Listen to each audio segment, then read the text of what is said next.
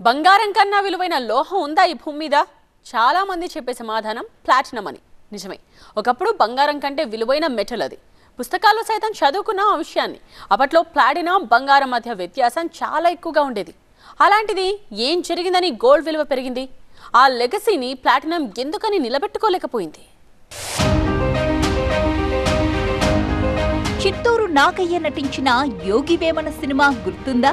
ఆ సినిమాలో తన స్నేహితుడు అభిరామయ్యతో కలిసి పురాతన పద్ధతులను ఉపయోగించి ఒక బంగారు కడ్డీని తయారు చేస్తారు. సినిమాలో అలా చూపించారు కానీ నిజంగా వేమన బంగారాన్ని సృష్టించాడా లేదా అన్నదానికి నేటికి రుజువులైతే లేవు. ఒకవేళ నిజంగా తయారు చేసుంటే ఇప్పటికీ ఆ విద్య ఉండాలి కదా అన్నది ప్రశ్న.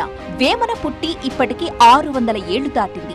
ఆ కాలంలో అలాంటి విద్య ఉండేదని, దాన్ని పరుసవేది లేదా రసవేది విద్య అంటారని చెబుతుంటారు. కేవలం వేమన మాత్రమే కాదు, న్యూటన్ కూడా ఈ విద్యను నమ్మాడు. న్యూటన్ పుట్టి 300 ఏళ్లు దాటింది.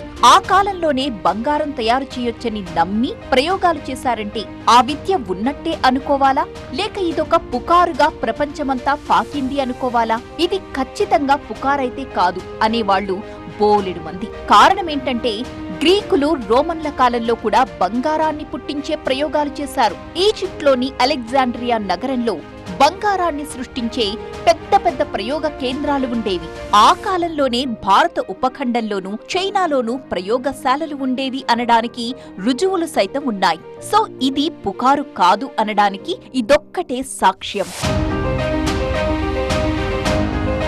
ఇక క్రీస్తు శకం 10వ శతాబ్దంలో బౌద్ధ గురువులైన సిద్ధ నాగార్జునుడు, సిద్ధ నిత్యానందుడు పాదరసం నుంచి బంగారం తయారు చేయడం సాధ్యం అని గట్టిగా నమ్మారు. వాళ్లు చేసిన ప్రయోగాలను రసేంద్ర మంగళం, రసరత్నాకరం అనే గ్రంథాల్లో చాలా క్లియర్ గా రాశారు కూడా. బంగారం, పాదరసం మధ్య చాలా దగ్గర సంబంధం ఉందని అప్పట్లోనే ఎలా కనిపెట్టారా అనేది ఇప్పటికీ అంతుపట్టని విషయమే.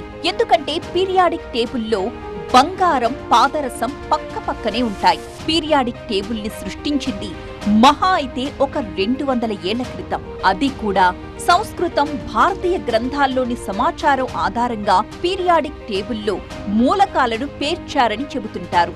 ఈ లెక్కన బౌద్ధ గురువులు బంగారాన్ని సృష్టించారు అనడానికి, వేమనకు సైతం పరుసవేది విద్య వచ్చు అని చెప్పడానికి ఒక లింక్ ఉన్నట్టే కదా.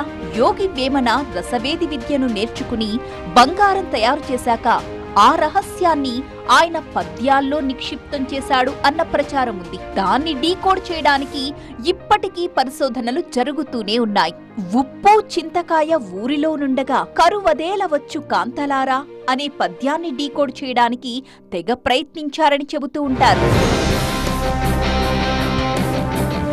వేమన సంగతేమో కాని సిద్ధ నాగార్జునుడు, సిద్ధ నిత్యానందుడు పాదరసం నుంచి బంగారం తయారు చేయొచ్చని చెప్పిన మాట మీద కూడా ప్రయోగాలు జరిగాయి.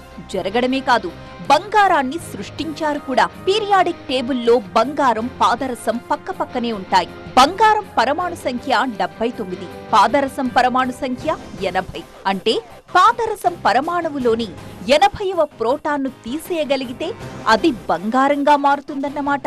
ఇది తెలుసుకున్న శాస్త్రవేత్తలు 1941లో పాదరసం పరమాణువుల్లోని 80వ ప్రోటాన్ను తొలగించారు. అలా బంగారాన్ని సృష్టించగలిగారు. అంటే పరుసవేది విద్య నిజమేనన్నమాట. మరి ఎందుకని ఇప్పుడు తయారు చేయట్లేదు అలా? అంటే ల్యాబుల్లో బంగారాన్ని భారీగా తయారు చేసేంత సీన్ లేదు. దానికయ్యే ఖర్చు కూడా చాలా ఎక్కువ. గోరంత బంగారాన్ని తయారు చేయాలన్నా కూడా ఒక న్యూక్లియర్ రియాక్టర్ అంతటి భారీ పరిమాణంలో సౌకర్యాలు ఏర్పాటు చేయాలి.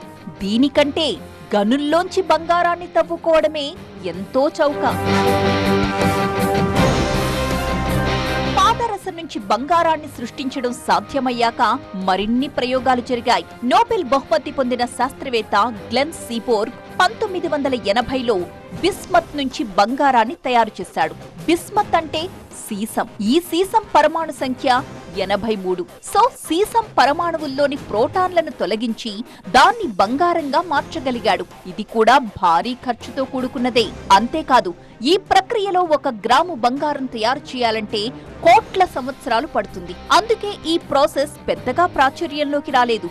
కాకపోతే ఇప్పుడు చేస్తున్న ప్రయోగాల రీతిలో కాకుండా ఇంకా ఏదో సింపుల్ మెథడ్ ఉండే ఉంటుందని నమ్మేవాళ్లు ఉన్నారు.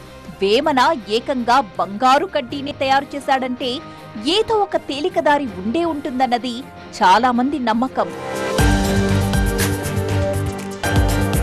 పరుసవేది అనే పదం ఇప్పటి తరానికి అర్థం కాకపోవచ్చు. కెమిస్ట్రీ లాంగ్వేజ్ లో దీన్నే ఆల్కెమిస్ట్ అంటారు.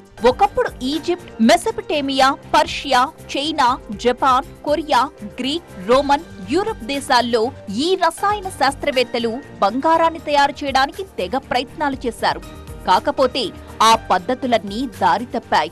మార్మిక విద్యగా మారి రకరకాల మోసాలు జరిగేవి. నకిలీ బంగారం, నకిలీ వెండిని అంటగట్టడం పెరిగిపోయాయి. దీంతో ఇలాంటి ఆల్కెమిస్ట్ పద్ధతుల్ని నిషేధించారు. కానీ మోడర్న్ సైంటిస్టులు మాత్రం దీనిపై ఇంకా ప్రయోగాలు చేస్తూనే ఉన్నారు. మరి ఎలా సక్సెస్ అవుతారో చూడాలి.